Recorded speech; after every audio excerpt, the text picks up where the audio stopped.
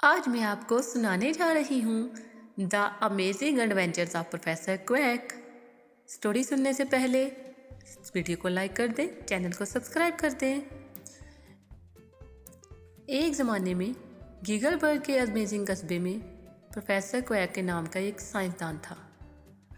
اپنے جنگلی بالوں، مختلف جرابوں، آنکھوں میں دائمی چمک کے ساتھ ساتھ پروفیسر کویک عجیب ایجادات کے لیے مشہور تھا۔ ان کی ایجادات لوگوں کو ہمیشہ کہکوں میں بدلتی تھی۔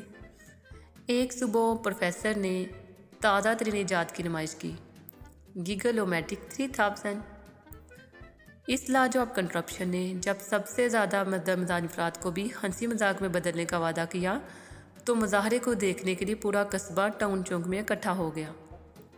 جیسے ہی پروفیسر نے گیگل-او-میٹک 3000 پر ریڈ بٹن دبایا تو رینبو کے رنگ کے بلبلوں کا ایک جھرنا بھیڑ کو اپنی لپیٹ میں لے گیا۔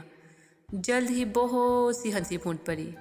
ایک زمانے کے سنجیدہ لوگ بھی سڑک پر لڑکتے ہوئے ہنس رہے تھے، جیسے کہ پروفیسر کو کامیڈی گولڈ میڈل مل گیا۔ اپنی اس کامیابی سے حوصلہ افزائی کرتے ہوئے پروفیسر نے ایجادات کو بڑھانے کا فیصلہ کیا۔ اس نے ہیلیریس ہیٹینیٹر کی ایجاد کی، ایک ایسا آلہ جو کسی بھی عام ٹوپی کو نان سٹاپ مزاح کے ذرائع میں بدل دیتی۔ لوگ ان ہکلانے والی ٹوپیوں کو پہن کر شہر میں گھومتے، سڑکوں پر ہنسی گونجتی، ایک خوشگوار ماحول پیدا ہو جاتا۔ لیکن پروفیسر کی سب سے بڑی ایجاد پڈل پینک سٹار تھی۔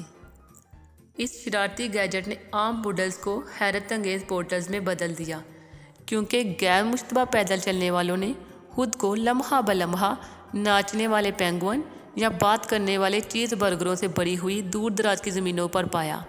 یہ قصبہ ہنسی اور الجھن کا کھیل کا میدان بن گیا، جہاں کے رہائشی اگلے غیر متوقع ایجاد کا بے صبری سے انتظار کرتے رہتے۔ تاہم گیگل برگ میں ہر کوئی پروفیسر کی ایجاد سے خوش نہ تھا۔ میئر گرمبل باٹم، جو اپنے سخت رویے اور دور دراز کے دل لگی کسی بھی چیز کو ناپسند کرنے کے لیے جانے جاتے تھے۔ پروفیسر کی ایجاد کو عوامی پریشانی کہنے والے میئر گرمبل باٹم نے ہنسی کی بیماری کو ختم کرنے کے لیے پرعزم پروفیسر کی تمام ایجادات کو ضبط کرنے کے لیے ٹیم کو بھیجا۔ جیسے ہی میئر کی ٹیم پروفیسر کی ورکشاپ کے قریب پہنچی تو وہ ایک غیر متوقع نظارہ دیکھنے لگے۔ پروفیسر نے اپنی ورکشاپ کو انفلیٹیبل باؤنس ہاؤس میں بدل رکھا تھا، جو سلی ساؤنڈ ایفیکٹ اور باؤنس فرش کے ساتھ بنی ہوئی تھی۔ میئر یہ سن کر بہت خوش ہوئے۔ جب وہ اس کمرے میں داخل ہوئے تو اچھلتے اچھلتے ان کا بد مزاج پگھل کر ختم ہو گیا، اور آخر میں گیگل برگ کے لوگوں نے محسوس کیا کہ ہنسی بہترین میڈیسن ہے، اور انہوں نے پروفیسر کی ایجادات کے ذریعے لائے ہوئے اس پاگل پن کو قبول کر لیا، اور یہ قصبہ خوشی اور مسکراہٹ کی جنت بن گیا۔ ایک زمانے کا بد مزاج میئر اب ہنسی کی قیادت کرنے لگا۔ اس طرح پروفیسر کی ذہنی ایڈونچر اور ان کی مزاحیہ تحلیقات جاری ہیں، اور آنے والے برسوں تک گیگل برگ شہر میں مسکراہٹیں ختم نہیں ہو سکتی، اور آپ بھی خوش رہیں۔